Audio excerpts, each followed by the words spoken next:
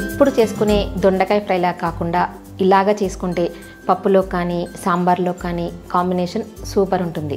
మామూలుగా దొండకాయతో రకరకాలుగా చేసుకుంటాం కదా, దొండకాయ ఫ్రై అని, దొండకాయ కర్రీ అని, దొండకాయ పచ్చడని, మసాలా దొండకాయ అని, ఇలా రకరకాలుగా చేసుకుంటాం కదా. Hello friends, welcome to Hyderabadi రుచులు. నేను మీ ఇందిర. ఇప్పుడు మనం దొండకాయ ఫ్రై చేసుకుందాము. నాకైతే దొండకాయ ఫ్రై అంటే చాలా ఇష్టం అండి.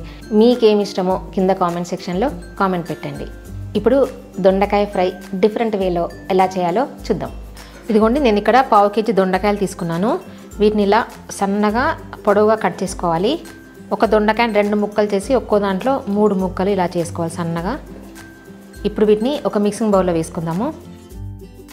దీంట్లో 1 టీ స్పూన్ కారం పొడి వేస్తున్నాను. కారం మన టేస్ట్ని బట్టి వేసుకోవచ్చు.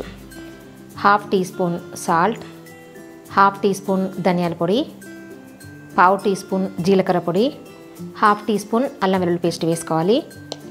1 టీ స్పూన్ ఆయిల్ వేసుకోవాలి. ఇప్పుడు వీటన్నింటినీ బాగా మిక్స్ చేసుకోవాలి.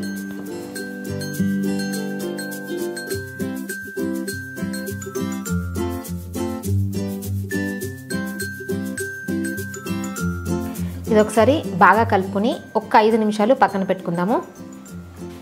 ప్యాన్లో 1 టేబుల్ స్పూన్ ఆయిల్ వేసుకొని వేడి చేసుకోవాలి. దాంట్లో ఒక ఉల్లిపాయని పొడవుగా కట్ చేసుకొని వేసుకోవాలి.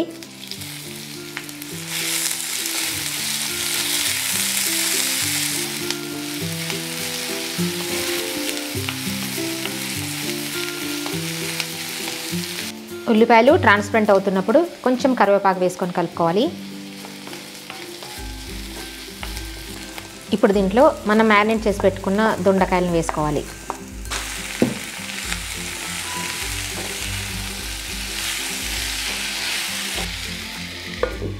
మూత పెట్టుకుని ఉడికించుకోవాలి. దొండకాయలు ఉడకడానికి కొంచెం టైం పడుతుంది. లో మీడియం ఫ్లేమ్లో పెట్టుకొని ఉడికించుకోవాలి. మధ్య మధ్యలో కలుపుకుంటూ ఉడికించుకోవాలి.